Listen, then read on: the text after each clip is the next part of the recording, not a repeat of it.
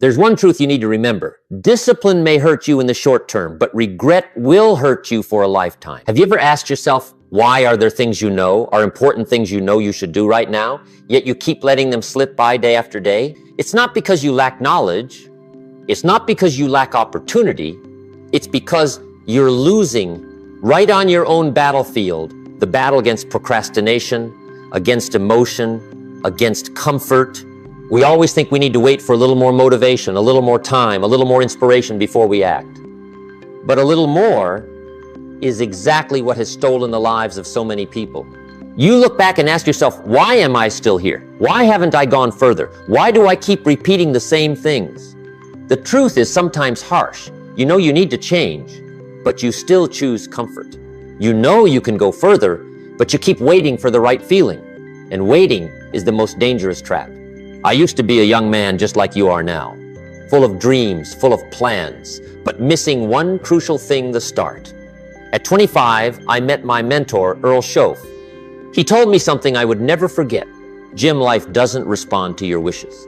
It responds to your attitude and your actions. That was the moment I realized, if I don't force myself to act, no one else can save my life. In today's video, I'm going to share with you 12 powerful principles. The principles that changed everything in my life from a poor, frustrated young man to one of the most fortunate motivators in the world. Stay until the end of the video, because Principle 7 will be the wake-up slap you need before it's too late. Principle 1, confront your comfort zone before it quietly destroys you. Do you know what the most dangerous enemy of success is?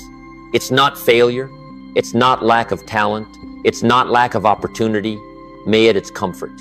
The comfort zone is where you feel at ease, but it's also where your dreams slowly die. I remember when I was young working as a salesman for Sears. For the whole month, I just looked forward to weekends. Every Monday, I'd complain, I wish I didn't have to go to work today. I was living a safe, predictable life that led nowhere. No one criticized me. There were no big risks. But there was also no growth, no breakthrough, no worthy results. I had accepted a golden cage, comfortable but confining. And the scariest thing, the comfort zone doesn't destroy you in a day. It erodes you little by little. You feel fine, but you're shrinking. You feel calm, but you're postponing your future. You say, I'll start tomorrow, but that tomorrow never comes. Imagine this A beam of light spreading in all directions, only bright enough to light up a room. But when it's focused, it becomes a laser that can cut through steel. Your energy works the same way. If you let it scatter in comfort, you'll never create greatness. The comfort zone feels good, but it's costly. It trades your future for a little relief today. When I met Earl Schoaf, he asked me, Jim, how long have you let fear control your life? I couldn't answer, because I knew he was right. I was afraid of failure. I was afraid of uncertainty. I was afraid of being laughed at. But I had forgotten one thing. Staying in your comfort zone is also failure. It's just silent failure. You don't need to conquer the world. You just need to conquer yourself today. Wake up 10 minutes earlier.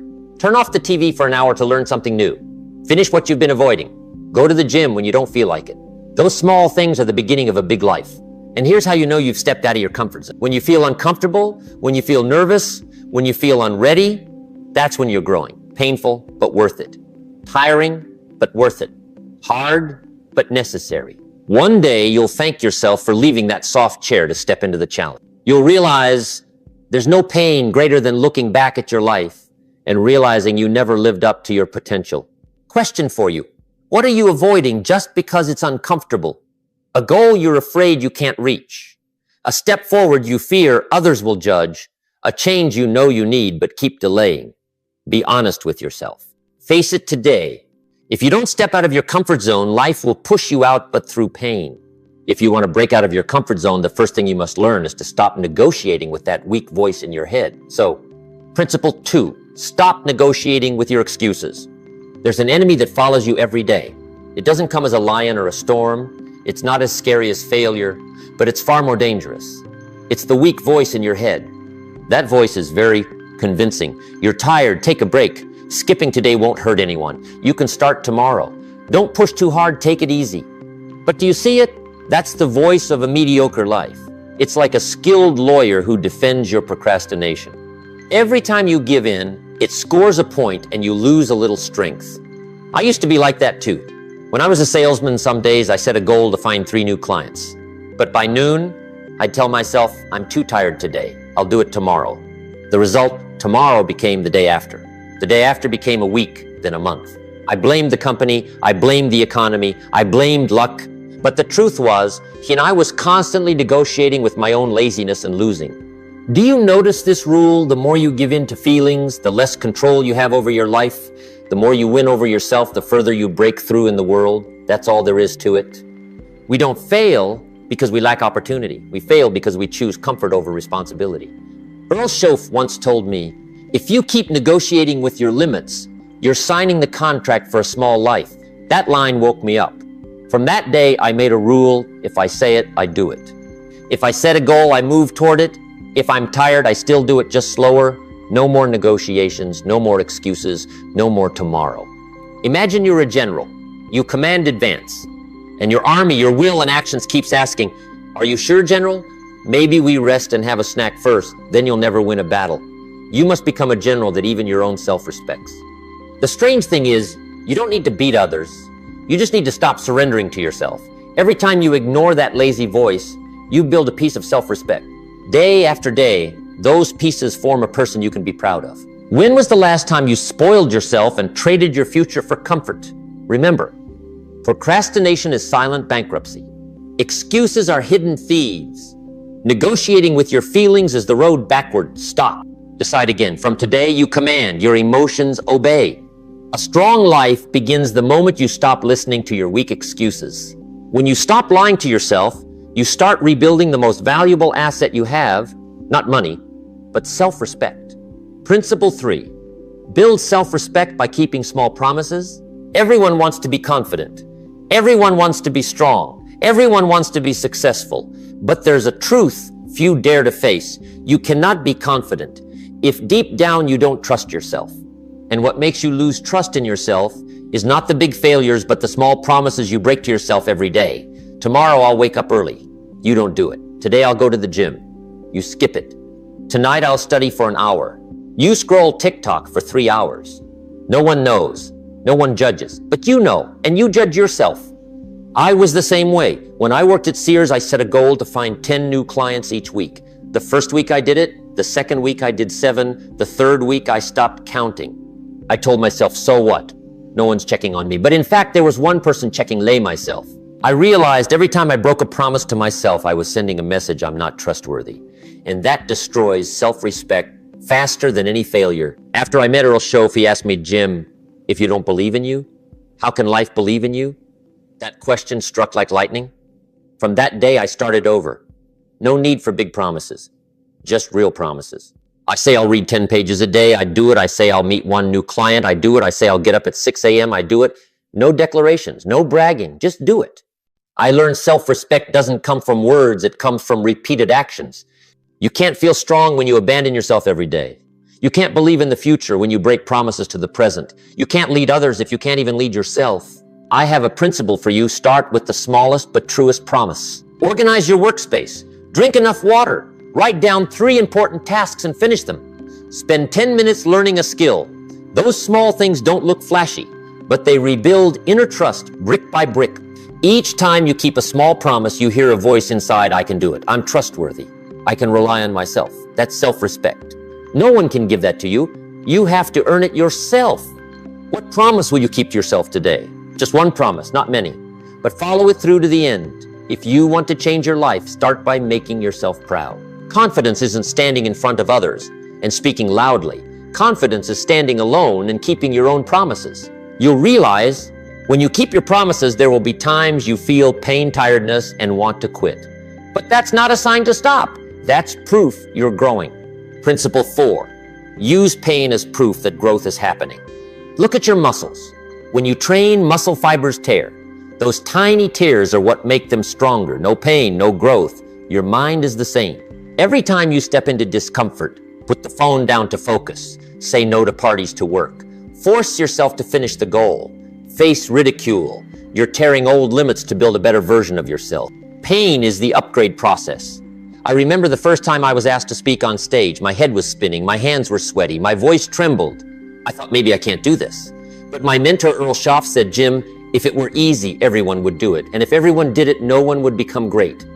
I realized the truth. If something makes you anxious, that may be exactly what you need to do. That pain isn't a barrier. It's a signal of a leap forward. No one grows up at a party. No one breaks through on a sofa. No one becomes extraordinary under the roof of comfort.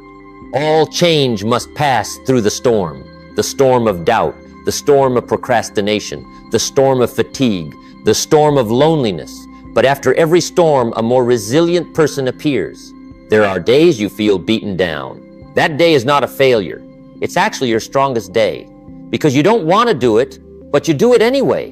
Because you're tired, but you keep moving. Because you doubt yourself, but you still choose hope. That's when willpower beats emotion. That's when you forge grit. What is causing you pain, but you know it's helping you grow.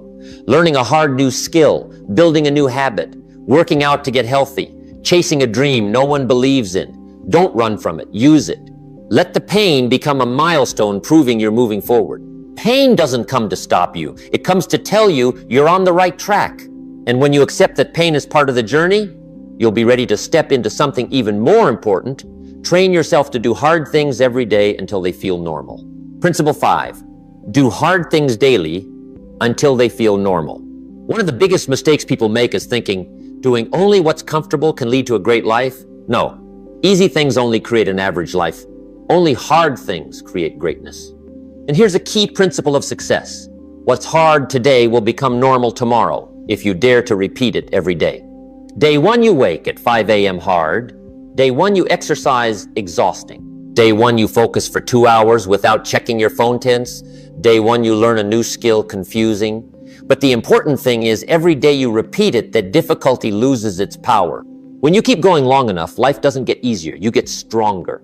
That's the turning point. Hard habit, effort, instinct, pressure strength. I remember the early days of my speaking journey. I, a guy afraid of crowds' hands shaking with a note sheet, each sentence a battle. But I decided I'll do this every day until it becomes part of me. Day 1, I spoke for 1 minute. Day 2, 3 minutes. Then 5 minutes. Then 10, then 20. There was no magic. Only repeating the hard thing until it felt natural. Have you noticed longtime gym goers no longer see it as torture? Successful people don't see discipline as a burden. Confident people don't shake when they speak. Not because the task got easier, but because they changed their muscles, changed their habits, changed their identity, changed their life. Here's an interesting truth. The more you avoid the hard thing, the scarier it becomes. The more you face it, the more normal it becomes. You fear what you never dare to try. But once you try, you realize, it's not as scary as I thought. Your mind can only guess, but your actions are what define who you are. So how do you start? Choose one hard but small thing. Wake up 20 minutes earlier, run 2 kilometers, read 10 pages a day, work with focus for 45 minutes, finish one task you often delay. Do it every day, even when tired. Even without motivation, don't demand immediate results. You're planting a tree, roots will grow first in silence. But one day, a whole forest will appear. Is there something you know you need to do, but you feared it for too long? Write it down. Start today. Repeat it a little every day. One day, what once terrified, you will become your greatest pride. You don't need to do the hardest thing. You just need to do a hard thing every day.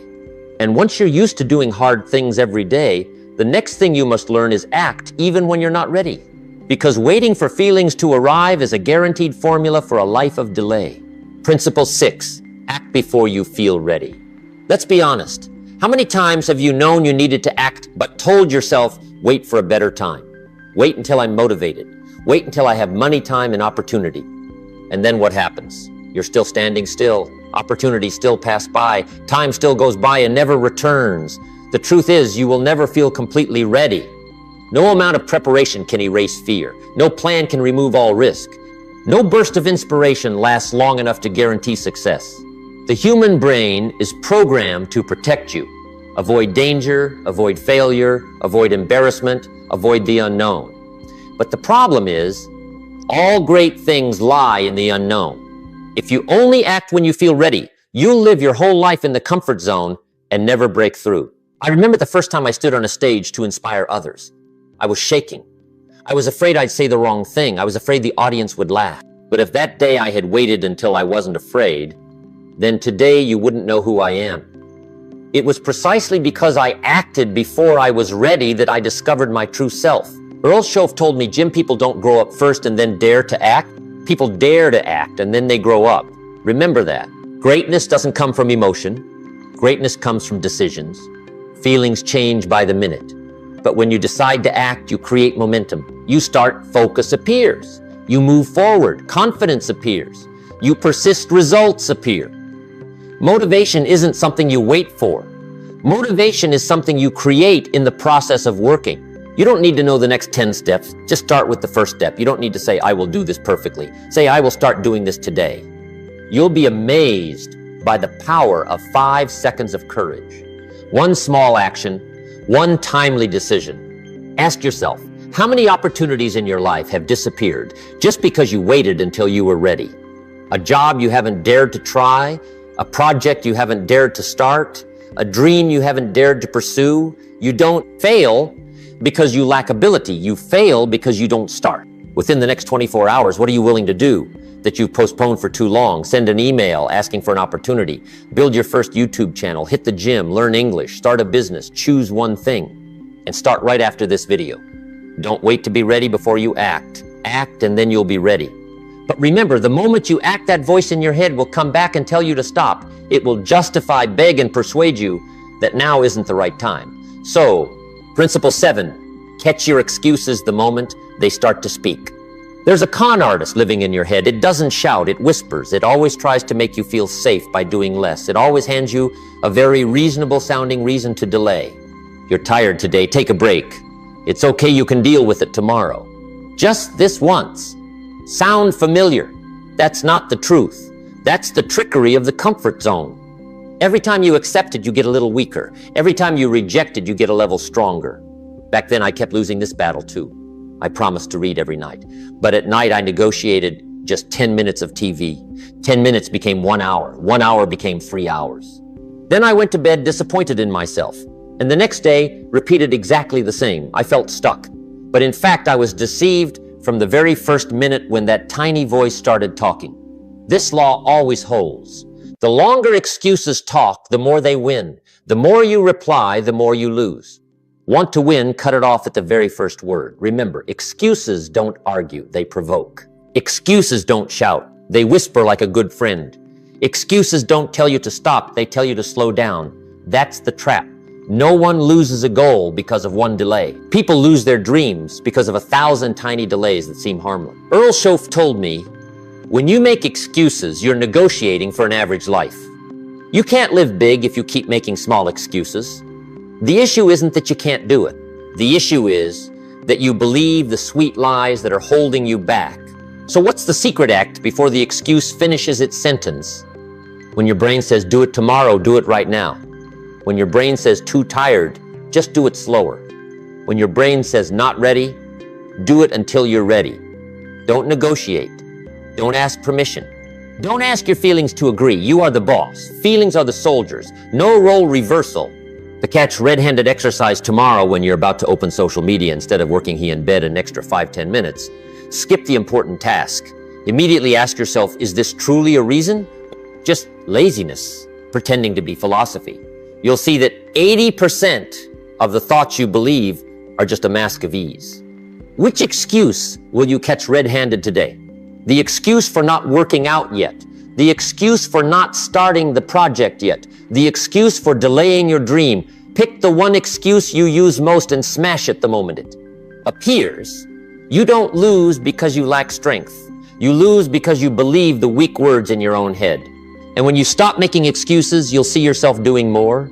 But that also means you'll have to face real pressure. And that's exactly what creates winners. Principle 8, create pressure on yourself before life does it for you. People have a dangerous habit only changing when the pain is great enough, only growing when things collapse enough, only acting when there's no other choice. Lose a job, then worry about saving. Get sick, then worry about health. Get left by a partner, then worry about self-improvement. Wait until the deadline, then scramble to work. Does that sound familiar? Don't let life force you to change through pain. Create pressure yourself to change proactively.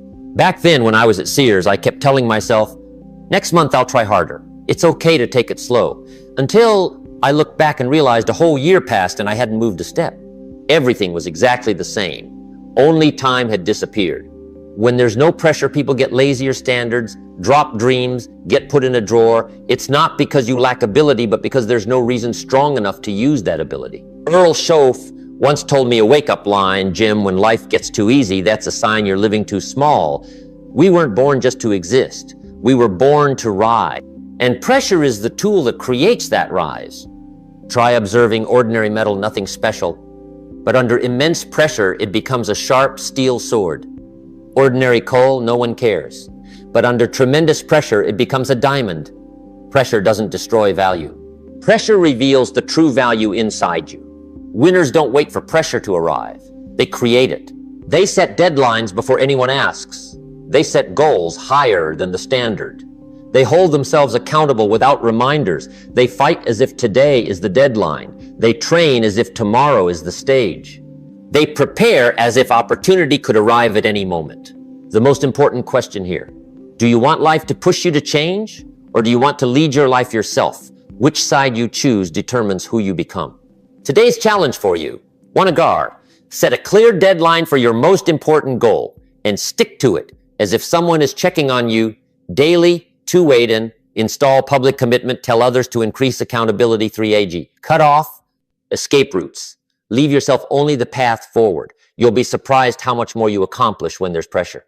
In which area do you most need to create pressure? Work, health, learning, finance. The dream you've buried for so long, don't wait for life to wake you up with a shock. Wake yourself up with discipline and high standards. Pressure isn't what makes you collapse, it's what helps you stand taller. And once you've created pressure, you'll realize a skill that determines the outcome of all efforts: the ability to control focus. Not just when you're excited, but even when you're at your most bored and tired. Principle 9, train your focus to obey you, not your mood. This world isn't short on smart people, but it's severely short on people who can stay focused for long. People aren't lacking, they just break concentration too quickly. They start with passion, but quit because of distraction. They have great ideas, but can't sit still for 30 minutes to turn them into reality. That's why ordinary people stay ordinary. Their focus obeys their feelings instead of their goals. Our brains are designed to avoid boredom and chase quick pleasure. Message comes in, look. Notification pops up, check. Something new appears, jump right in. Focus is a skill, and skills must be trained. I still remember my early days practicing speeches. Just 10 minutes, and I'd get up for a drink of water. 5 minutes later, go check the mail. Then even admiring a pen felt interesting. I learned a lesson. The mind always wants to escape effort, especially when the task matters. Want success. You must teach your mind to sit down and do what needs to be done. Here's the biggest difference between the exceptional and the majority. The average person only focuses when they feel inspired. The extraordinary person focuses even when they don't feel like it. That's called focus. Discipline. The discipline of focus. Look at a laser. Light scattered everywhere only illuminates. But when it converges to one point, it cuts steel. Your energy is the same. If you don't focus, even doing many things at once won't create big results. Don't race on the number of tasks. Race on the depth of focus. So how do you train focus? One place, one task, one goal, no multitasking? Multitasking equals splitting effort and killing quality? To the 50-10 or 45-15 rule, 45-50 minutes of deep focus, 10-15 minutes of recovery break. You'll get twice as much done as someone who sits for 3 hours with a constantly pulled mind. 3, turn off all notifications while working. Don't let your phone run your life. Important line: if you can't control your phone, you can't control your future. 4, write the desired outcome before you start. Not sit at the desk, but sit to finish something. 5, observe feelings but don't obey them. Feelings may be tired, bored, but the goal still needs you to finish it. How many opportunities have you lost just because you lost focus? A class, a project, a contract, a relationship. Focus is the new currency of this era. Whoever controls attention wins. Don't wait for the mood to focus. Focus and the mood will follow. And when you've trained your focus, when you do hard things every day, when you act even when you don't feel like it, you'll see something deeper. You're changing not just habits, but identity. Principle 10, redesign your identity through repeated action. There's a saying I want you to remember: you don't get what you want, you get what matches the person you believe you are. This is why many people try to change but return to old habits. Set new goals, but life stays the same. It's not that they lack willpower. It's not that they lack time. It's not that they lack opportunity. They just don't change the inner identity. You can force yourself to wake up early for a few days, but if you still think you're not a morning person, you'll crawl back into bed. You can force yourself to hit the gym for a week, but if you still think you're not athletic, you'll quit. You can force yourself to focus today, but if you still think you're a procrastinator, you'll keep procrastinating. The short-term actions can't beat long-standing self-beliefs. To change your life, you must change who you think you are. So how does a new identity appear from small pieces of evidence repeated daily? Every time you keep a small promise to yourself, you cast a vote for a disciplined person. Every time you act before you feel ready, you cast a vote for a courageous person. Every time you focus when you don't want to, you cast a vote for a steadfast person. Identity is built one action vote at a time. You don't need to transform in a day. You just need to win one vote at a time. I used to be a poor, shy, directionless young man, but each day I wrote one more speech. Each week I practiced speaking to a few people. Each month I improved a bit. Then one day I realized I was no longer the fearful guy I used to be. I had become a real speaker, not because of luck, not because of natural talent, but because small actions created a new identity. Have you noticed smokers say, "I'm a smoker"? The body follows. Chronic procrastinators say, "That's just how I am." Life mirrors exactly that. The language you use with yourself shapes the life you live. Change from "I'm trying to wake up early. I'm the kind of person who always wakes up early. I'm trying to quit procrastinating. I'm the kind of person who acts now without waiting." You're not acting to pretend to be someone. You're repeating to become the someone. Identity shift formula 1 DRO. Define who you want to become. A disciplined person, a focused person, a successful person. 2-1. Ask each morning what small action today proves. I am that person. 3A1. Repeat daily without asking your feelings for permission. That's how you reconstruct identity. That's how you upgrade your life. What does the greater version of you live like each day? Write down one small action. Start today. So the future knows you truly chose to change. Each action is a vote. You vote for the person you want to become. But as you change identity, old habits will try to pull you back, and they'll say a line you know too well: "I'll do it tomorrow." How many times have you heard that it's time to kill it for good? Principiile 11. Don't let later steal your future. If there's a word more dangerous than failure, a word that's killed more dreams than poverty, it's this one: tomorrow. Not never. Not I quit. Just simply I'll deal with it tomorrow. I'll do it later. Tomorrow I'll start being serious. But the truth is, tomorrow rarely comes the way you think it will. Tomorrow often disappears along with today's opportunities. I once met a man who said, "Jim, I'll change, just not today." A year later, I met him again.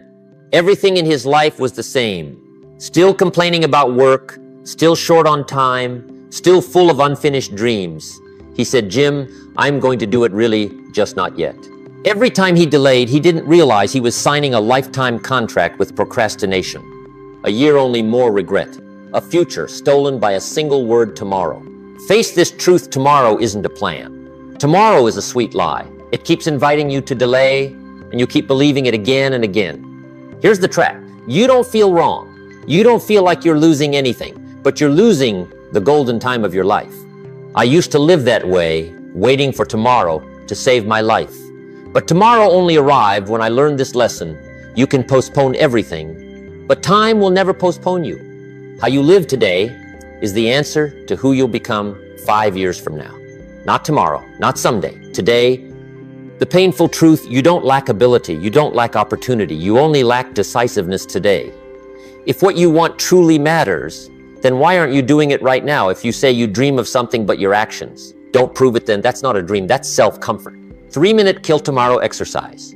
In the next 3 minutes after watching this video, 1. Choose one thing you've been delaying for too long. 2. Take the first small step immediately. Send the message, make the call open, the document read the first page. 3. Egon. Don't aim for perfection, just start. Small action today. Big change in the future.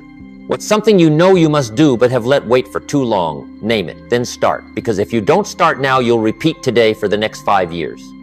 If not today, then when? If not you, then who? And when you learn to say today, when you stop compromising with procrastination, you'll regain the most valuable thing a person can ever possess: the power to master yourself. That's the final part, the essence of it all. Principle 12. The reward is power over yourself. Most people think the reward of discipline is success, money, fame, big opportunities. Those are byproducts, not the real reward. The ultimate reward, the most valuable thing you gain from forcing yourself to do what must be done, is this: the power to master yourself. Because most people live their whole lives as slaves. Slaves to emotions, slaves to temptation, slaves to procrastination, slaves to fear. They know what they should do, but they don't do it. They know what's good for them, but they still choose the weaker option. And then they ask, why am I still stuck? I was once one of them. I let emotions decide my every step. I let fear control my future. I let comfort steal my dreams until one day I understood. If I don't master myself, life will master me. At that moment, I changed how I lived. I began giving myself orders. Get up early when I wanted to sleep and study, when I didn't want to open the book. Meet clients even when I was nervous. Say no to time wasters. I stopped asking my feelings for permission. I only asked, does this take me closer to the future I want? If yes, do it. If no, eliminate it. Each day you win over yourself by 1%. You're creating a new person, stronger, clearer, more confident. No one can buy that feeling. No one can give it to you. You must earn it yourself. This is the turning point. When you say, I will do it, and you do it. When you say, I will change, and you change. When you say, I will become someone new. And every small action proves it. That's when you become dangerous in the best way. Because you're no longer ruled by fleeting emotions, you've become the leader of your own life. The real breakthrough isn't when you achieve success. The real breakthrough is when you look in the mirror and say, I can trust myself.